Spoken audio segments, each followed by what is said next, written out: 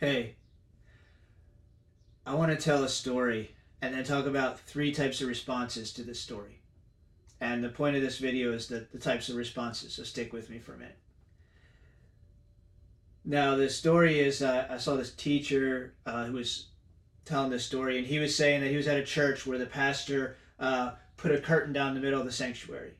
And at the end of the service, the pastor said, "All right, ask God for a lie you're believing, then declare the lie and run through the curtain, and God's going to free you from it." And the guy was like, "That's weird. I'm not going to do that." But eventually he did, and he runs through the curtain, and the power of God hits him. He falls on the floor, can't get up for a while. And when he gets up, he starts seeing breakthrough in his life afterwards. He starts seeing the fruit of the Spirit growing in him.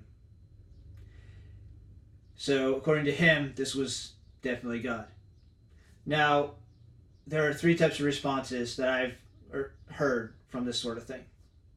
The first one is, well, that's weird, we don't understand it, therefore it is definitely of the devil, because the only thing you do as a Christian is figure out rules in the Bible and formula in the Bible, and you do them really hard with all your willpower so that God will bless you.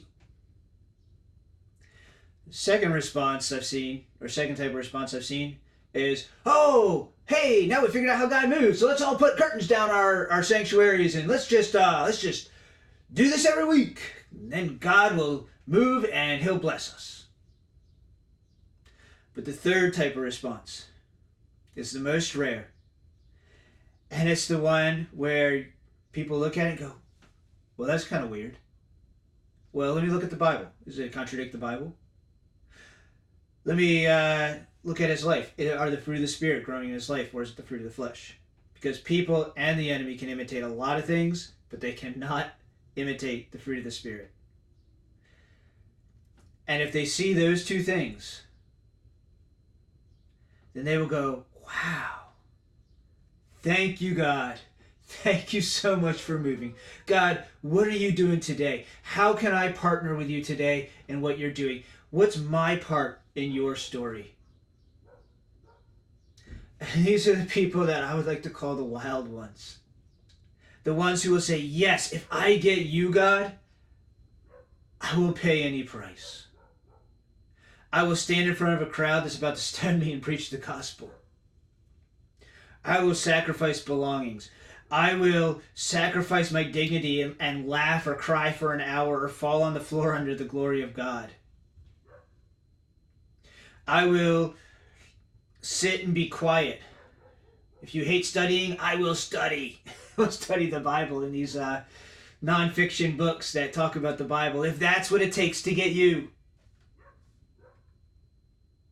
I don't care if you have me laugh and shake, or if you just talk to me quietly in a still small voice and get me to be still. I don't care, God, as long as I get you. And as I was thinking about making this video, I felt like this invitation from the Lord. And he said, wild heart, come into my heart and see what I will do.